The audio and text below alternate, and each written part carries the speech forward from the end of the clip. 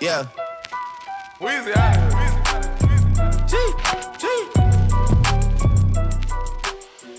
Back.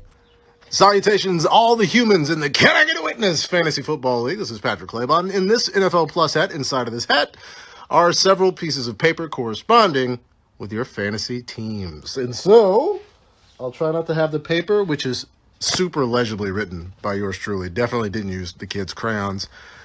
And I definitely didn't give them iPads to record this either way. Either way. I do want to clarify one thing. Cindy's the defending champ. I know she changed her team name. She asked for my help. I provided no help. Cindy did everything on her own, and she will have no assistance in this. This is all happening live, and we're going to go backwards. We're going to go backwards. This is your draft order, reverse draft order. We'll find out eventually who has the number one overall pick.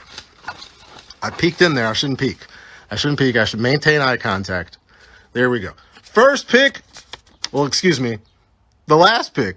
Picking at the turn is Adam. Adam moving up from last in 2021 to 8th in 2022. So things are getting a little bit better. All right. Who's picking before Adam? That would be five-time champ JP. Congratulations, JP. I don't know. Depends on how the board shakes out, how you feel about the picks coming at the turn, but you get a few guys there. Who's this next pick? That would be Irvin, who came in absolute last place. So, what can we say? It's gonna get better. It couldn't get worse. All right, picking before Irvin. Who's that? My handwriting is so bad. Cole with an opportunity to lose in 4 straight championship games, making him potentially the Buffalo Bills. Well, I guess he's already the Buffalo Bills because he's done 3. We'll see if he can do it one more time. Sorry to any Bills fans there. And, of course, sorry to Cole because that has to be tragic. Picking before Cole would be Trevor. Trevor. And then there's another name, and that name's going to go back in the hat. This is a very scientific process, folks, by the way. Okay, and then Eber. Eber finishing in 5th place last year in the first year of the league, which is a serviceable finish considering the talent, the football minds that are in this league. All right, not that one. Like this is fate. We're getting in there at this point. Drew coming up next. I hope you guys are writing this down because I'm not, because I got names in a hat. Names in a hat. It looks like there are 3 more names. 3 more names in the hat. Cindy. Cindy is picking at number 3 spot, and so the number 2 pick goes to... Make sure I just got one piece of paper here. Rebecca. Rebecca made playoffs 5 years in a row. We'll see if it's going to be 6, and so that means only one thing. Newlywed Ed has the number 1 overall pick in the 2023 Can I Get a Witness Fantasy Football League. See you guys at draft time. Yeah. The Can I Get a Witness League. What is up, guys? First of all, thank you so much for being fans of myself and NFL Fantasy Live. And I hear you guys have a 10-team hybrid keeper dynasty league that has been around for 11 years. Before I get into anything else, first of all, kudos to you for having a league that has been together for that long. Those are the most fun leagues. Like, I play in leagues with people from NFL.com and other fantasy writers and everything. The league I care most about to this day, the league with my friends from high school that I've joined over 10 years ago. So I get it. I get how much these leagues matter to people. And what I'm hearing from JP, your commissioner, is that you guys are changing the rules a little bit this year. And you're incorporating the league median. And what that means is, so let's say out of the 10 teams in your league, one team scores 120 points, another team scores 80. Every week after Monday Night Football, the league median, the average score from all 10 teams that week will be factored. And let's say it's 100 points is the league median in a given week. The teams that have scored over 100 points that week, they all get another win. You still have your head-to-head matchup. You still have to outscore whatever team you are directly playing head-to-head. but this is now a second game added in each week, which makes it possible for you to go 2-0, 1-1, or 0-2. Because let's say you win your head-to-head matchup, but you were not one of those 5 teams that broke that 100-point median. Well, then you would get a loss on that week. So it's basically a way of keeping the head-to-head factor of fantasy football that we all love, but while also taking away a little bit of that randomness, because we've all had it happen where we are the second highest scorer in a week and you play the highest scorer and you are miserable that week. This at least allows you to get another win, takes a little bit of the luck away. Plus, I heard you guys have some interesting keeper rules where any player who was drafted round 7 or later can be kept for a 3-round penalty if they are on your team at the end of the season, and you can keep as many players as you want that meets that criteria. So basically, if you took someone in the later rounds, you add that 3-round penalty to them, all of a sudden, boom, now you can keep that player for round 7 or later. And what to give you guys a little strategy with this, what that tells me is the teams who are out of it at the end of the year, load up your bench and your roster, whatever you have to, with a lot of young upside plays, because value could change so much year to year. Look at who's going to be a free agent at the end of the year and see this could open up some targets for this player or something like that. It's not always going to work out, but if you could get 2-3 keepers that way, it changes your entire season. So be very active, even if you're out of it at the end of the season. Plus, your commissioner JP wanted me to give you guys 5 draft tips. So he told me that in your league, running backs are inflated value-wise. So to me, that means take a running back early. And typically in drafts this year, I'm a wide receiver in the first round kind of guy. But you need to know your league scoring. And if in your guys' league, in the Can I Get a Witness league, if running backs are more valuable, start taking running backs early and often. But that gets me to rule number 2. Know your league rules and scorings system, because I can't tell you how many times I've played with good fantasy players and they end up struggling in a league because halfway through they're like, oh, I didn't know it was this, or I didn't know this. That's why you need to do your due diligence. Go online, go to your league, whatever website you play on, hopefully NFL.com. Go to the scoring system. How is our league set up? How many players do I have to start at each position each week? How many players on the bench do I have? Do we have IR spots or not? All stuff that you should know the answers to going into your draft. It is a big advantage, the biggest advantage you can probably give yourself, knowing the scoring system. And look for little loopholes, right? Is it tight end premium? Is it full point PPR, half point PPR? And mold your strategy around that. Number 3, for me, safety early on, right? Like in the first round or 2, I'm not looking to take huge gambles. You've probably heard the saying before, you can't win your league in the first round, but you can lose it. That's the way I like to play it safe early on. But then for a bonus rule in this one, upside in the middle rounds, especially in a league like yours where you prioritize late round picks as keepers. I don't want Adam Thielen in round 12. I'm not going to keep him next year. At best, he's going to be a bye week replacement for me. I'll take the shot, though, on his teammate Jonathan Mingo just in case he hits. That's one example. But in the later rounds, target middle to later rounds, I'm all about upside. And then if they don't work out, you just keep churning and burning on the waiver wire until something sticks. With your safe start paired with a couple of breakout upside players, that is how championships are won. Number 4, this is a this year rule. Looking at the player board, this is what I've kind of came away from. I want a top 8 quarterback this year because I think after the top 8, there's upside plays after, but they don't bring the same floor. So I want to try to get one of those top 8, maybe 9 if you really like Deshaun Watson. And then I want one of the top 7 tight ends. Travis Kelce's obviously in a tier of his own. Mark Andrews is great. Then there's a big third tier, I think, with Darren Waller, Kyle Pitts, TJ Hawkinson, Dallas Goedert, and George Kittle. After that, there is a fall off. I want one of those top 7 tight ends, and I'm willing to use a 5th, 6th, 7th round pick to ensure that I get one of them. And at number 5, because I gave you guys a couple of bonus rules there with 3 and 4, I'm going to do a little shameless plugging here. Make sure to be up to date on everything, right? Going into your draft, know the player news, check any news that day if anything happened. And a good way to get prepared for your leagues and to win, help you make your strategy and all of that. Listen to the NFL Fantasy Football Show, our podcast. Watch NFL Fantasy Live when we come back. I really appreciate all the support for you guys, but we will have you ready to draft a good team and to win your league. And again, guys, kudos on 11 years in the same league. There's not many fantasy leagues that have been around that long. It is something special, and I hope you guys really have a great time drafting and competing this year. Hope you check out some of our shows, but either way, thank you guys so much for the support, and I hope you have a great and really fun fantasy football season. Yeah. Weezy out of here. Hey everybody, it's me. It's Adam Rank of the NFL Network. You might know me from such shows as Good Morning Football, NFL Total Access, and of course the flagship NFL Fantasy Live. And of course, more importantly, I joined you last year for the Can I Get a Witness Fantasy Football League, and it is my great honor and pleasure to be joining you once again. Last season, we talked about the 2022 season's reasons for optimism. We're doing it again for 2023, and I got to tell you, Cindy, that's who it is, Cindy. Oh, you and I, we've got some things to talk about.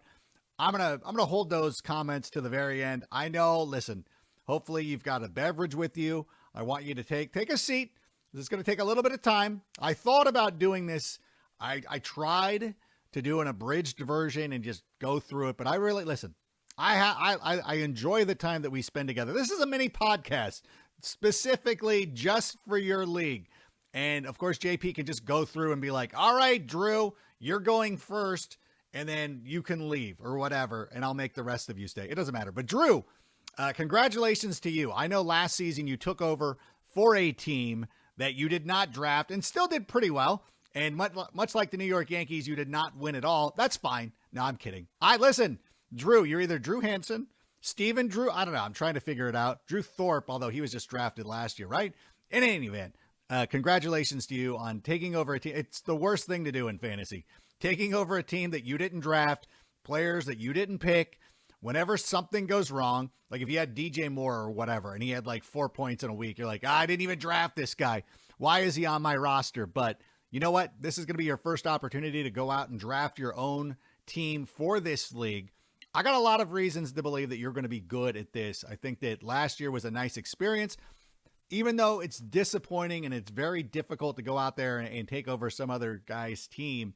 Now, this is your chance to go out there and prove to everybody that you are going to be very good. By the way, I will say this, and I know that, I didn't mean to make light of your professional baseball career. I think that if you made it to the major leagues, that's one of the most incredible accomplishments of all time.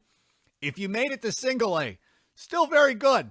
I don't think people understand how difficult it is to make the leap. Just going from college or going from high school to college, even that leap is incredible. And I always laugh at the people who are like, oh, if I wouldn't have gotten injured, like, no. A friend of mine, when I went to Cal State Fullerton, now I did not make the Cal State Fullerton baseball team. My friend did. Had Tommy John surgery. They still kept him. You know why? Because he was really good. I was not. They got rid of me. I don't like the people who are like, if I hadn't torn whatever. Unless you were on the professional level, it doesn't matter. But Drew, welcome to you. Trevor, this will be your first season in the Can I Get a Witness League? And you know what? You come in with some experience. And I understand that you come in, you think you know what you're doing. But let me tell you something, and Drew found out the hard way last year. This is a league not to be messed with. My gal, Cindy, has been running this league for as long as I've been around. I mean, it's 2 years, but still, every year she is a dominant force. Rebecca, you might think that this is some joke, that you're just going to waltz in here, Trevor, and run roughshod. But listen, this is an entirely different league. This is an entirely different system. Something like, look at Russell Wilson last year. Oh, perennial all-pro quarterback, goes to Denver, has one of the worst seasons of his career. So don't sit here and pretend that you're going to walk in and just dominate this league. Although this is reasons for optimism. You do have experience. You know what you're doing. The draft is still the draft. So Trevor, I have I have confidence in you. I just want you to come in with a little bit of humility. You know what I'm saying? Like, have some humility when you walk into the locker room. You don't come in here. Like, don't be that guy who qualifies for a golf tournament and is like, if I had Rory's length, I would. No. Don't be that person. Just go more Joel Damon. be more self-deprecating. Like, I hope I can I get a witness that I'm actually good at fantasy football? I don't know. We'll find out this year, but you got it. Adam. What the heck? Dude, how is it possible that every year you do such a miserable time drafting your team? At some point, it might behoove you to just let the auto pick do its thing, let it run roughshod, let it pick the team, because obviously you're making a ton of mistakes. And if you do auto pick, you're going to end up with a kicker in the 9th round, a defense in the 10th round. That might be to your benefit. All the instincts that you have on draft night are wrong. I don't know if you should do some sort of George Costanza thing, but at some point you need to look inward. What are you doing wrong? You do a great job in season. You don't finish. You're not the worst team. You're out there making moves. You obviously have some savvy when it comes to fantasy football. In the draft, it's not, it might be okay to just go with the chalkiest picks possible. If I know you, and I don't, but this is something that I get in trouble with as well, is that I get too full of myself and I'm like, I've got this guy. I overvalue players. I do know that, and Garrett Wilson is one of the guys that I was going to refer to here, because I've been drafting Garrett Wilson way too early, like not picking Devontae Adams and realizing, and I just waited, I could probably still get Garrett Wilson. You know what I'm talking about? That's the thing, as I've always been a big believer in draft your guy. Don't worry as much about ADP, but at some point you need to maybe worry about ADP. Just give it a chance. See what happens, because something's got to change. But I think, again, you've proven time and time again, you can manage a team. You just can't draft a team. Work on that this year. Go chalk. Go get reception perception. This isn't even my thing. I'm not even trying to sell you on something that I do. Matt Harmon, reception perception. He's got a draft guide. Follow it. Follow the tier system, and you should be better off. Eddie, oh, you missed the playoffs again, but you did finally beat JP. Oh, that must have felt sweet. That is one of the biggest things. You don't necessarily always want to just win a championship. If you can go out there and knock off your rival.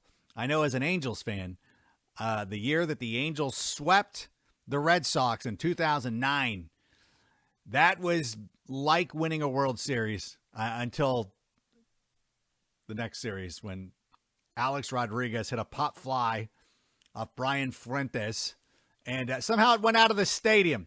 What a terrible stadium in New York. Sorry, Drew. Congratulations again. But but good job, Ed. I appreciate you hanging in there. Whew. Missed the playoffs, though. However, this is what I love. Oh, by the way, congratulations on your marriage. That is a great accomplishment in and of itself. So congratulations to you. I know your head's going to be swimming. A lot of other things on your mind in addition to fantasy football. I will tell you this. For anybody who's newly married, the one thing to avoid 90% of your arguments, just always have a place picked out to go for dinner. Because that's where most fights start from. And I remember one time, I would always pick a place that I knew, and also pick a place that you know your wife is going to reject, because she's just going to do that.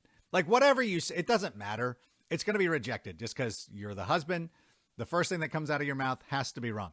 So for the longest time, every time my wife would be like, hey, where do you want to eat? I'd just say Macaroni Grill. And nope, not going there. Like, okay.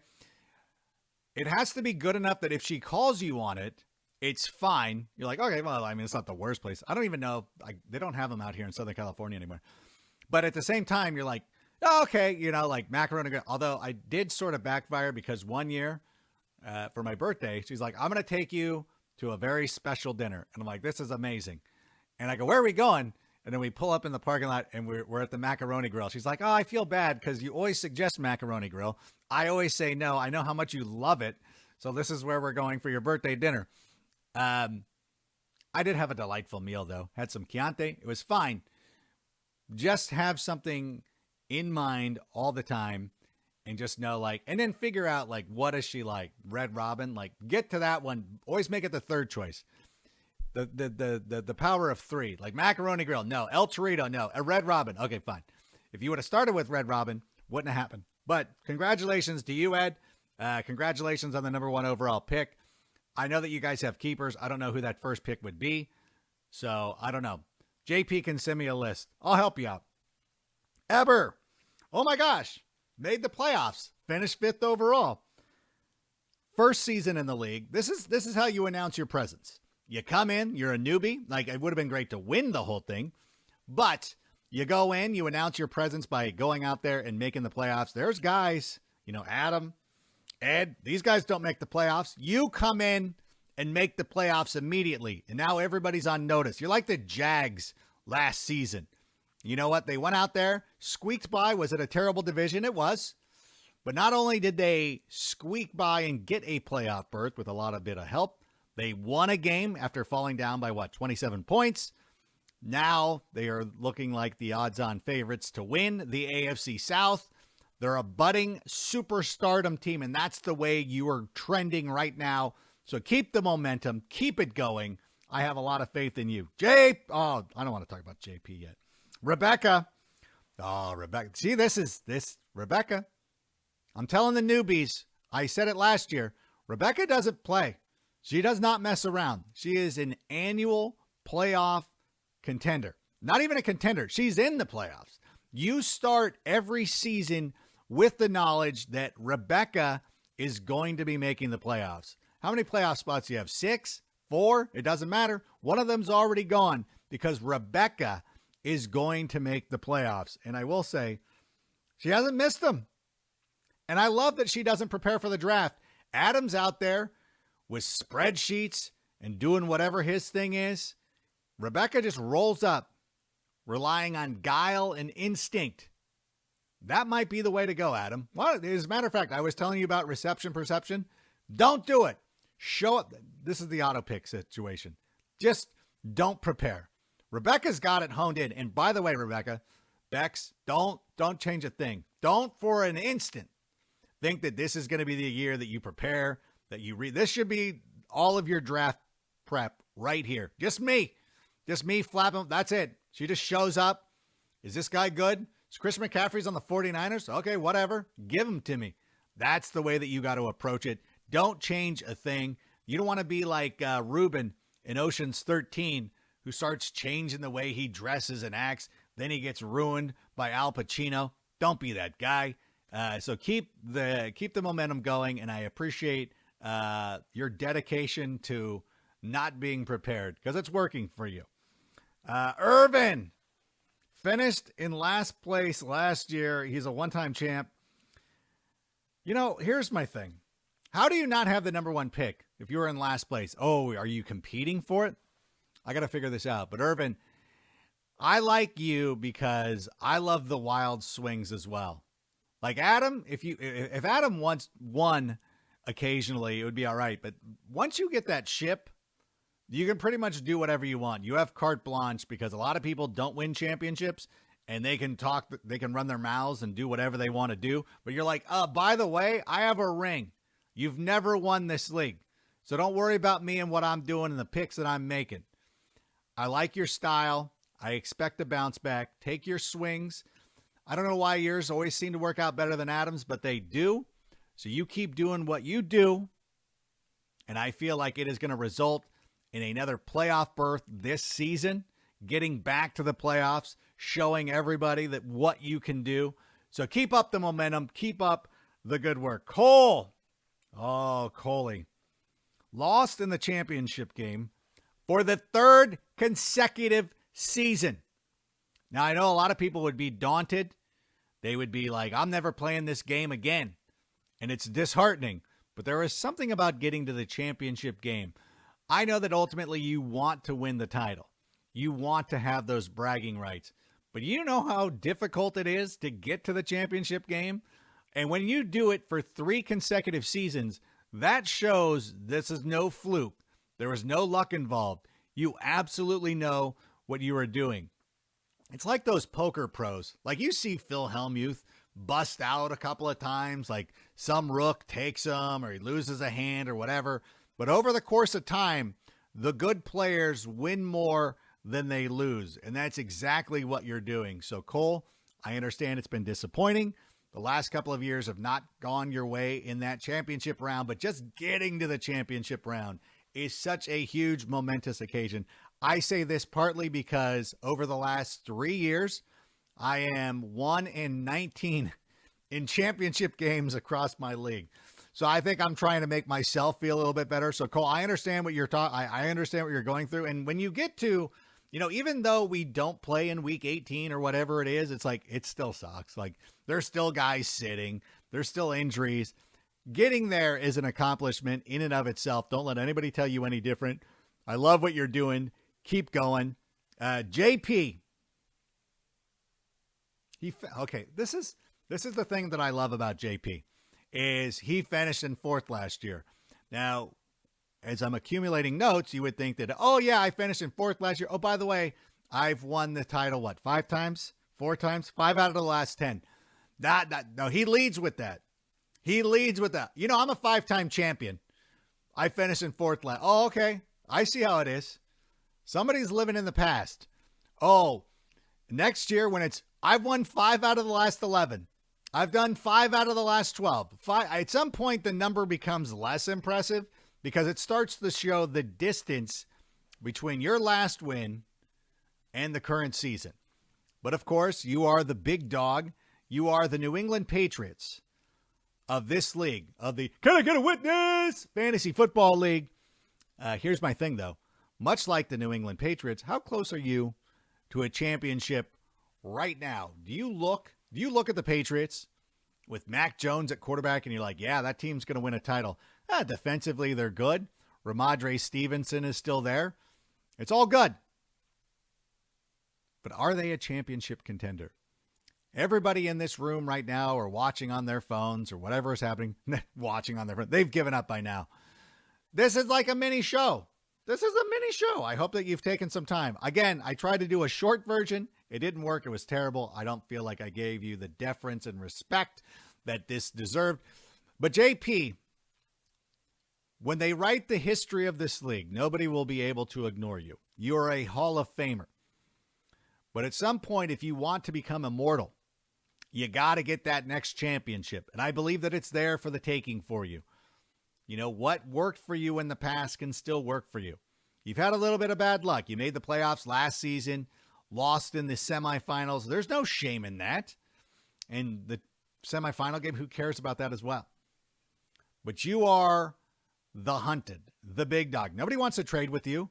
Nobody wants to help you out. Nobody's going to feel sorry for you. So what you got to do is go out there and take the title. Now, let's see. We've talked about Cole, Irvin, JP, Bex, Eber, Ed, Adam, Trevor. Trevor, we talked about this. Trevor, we talked. You took Zeb's spot, right? Did I say this? Trevor, did we talk? Remind me. Did we talk about Trevor? He's taken over Zeb's spot. I mentioned that. Did I not mention that? I mentioned it. Trevor, welcome to the league. Yeah, because you have experience. Oh, that's right. We got Trevor. All right. It's been a long time. It was an hour ago that I was talking about him. I'm still going on. Waiting to talk about Cindy. Last year, I predicted that Cindy was going to be the champion of this league. And I know there's a lot of memes out there with my horrible predictions. The prediction I am most proud of is predicting that Cindy was going to be the champion of the Can I Get a Witness Fantasy Football League. Oh, she's been one of these hot and cold players, though. She's had like great years followed by not great years. She celebrates harder than the LA Rams after they won their Super Bowl. Remember oh my God, the Rams last year? I haven't seen a group in Hollywood mail in a sequel this hard since the crew from Ocean's 12, where they're like, let's go to Clooney's Lake Como house and enjoy some time on Warner Brothers dime, and I guess we'll make a movie. That's what the Rams did last year. It was not like Matt Stafford was like, I'm good. Cup, Aaron Donald all decided like, we've played enough football. We're good. We won a title. Cindy, I don't want that to happen to you. I want you to come in here determined, like you're Adam in some sense, that you have something to prove, going out there and getting that back-to-back title, why don't we put this on JP, who loves to come in and talk about winning 5 out of the last 10 championships. I want you next season to be talking about back-to-back titles. And you have proven time and time again that you are one of the brightest minds in all of fantasy football. If it weren't for some weird circumstance, you could be sitting there at the desk of NFL Fantasy Live, or the lounge chair. They might be changing the set this year. But in any event, I expect you to not only get back to the playoffs, have a winning season, break the trend of 1 year on, 1 year off. I expect you, and I am predicting right now, that Cindy is going to be a back-to-back champion in this league, and I stand by it. But listen, in any event, so good luck to everybody. By the way, thanks again for allowing me this opportunity to come in and hang out with you all. It is always a delight. JP, if you do need a shorter version, we can try it again. I don't care. Like, listen, we're buddies now, so you're in the system, so I can do this. Just let me know. In any event, thank you so much for thinking of me. I know, listen, I stroll Cameo. I can see all the big names and all the great people that offer these services. The fact that you took a chance on me, that means a lot. So I thank you so much. I hope you enjoyed this. I hope you have a great draft season. I hope this is a wonderful fantasy football year. Take an opportunity just to enjoy everybody's company, the opportunity to get together and hang out and keep up with your friends and everything like that. Good luck to all the newbies. Good luck to all the returning people. And Adam, try to get it together. All right, everybody. We'll see you later. Bye. Yeah. Weezy out of here.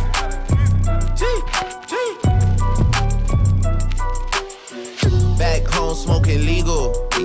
I got more slaps than a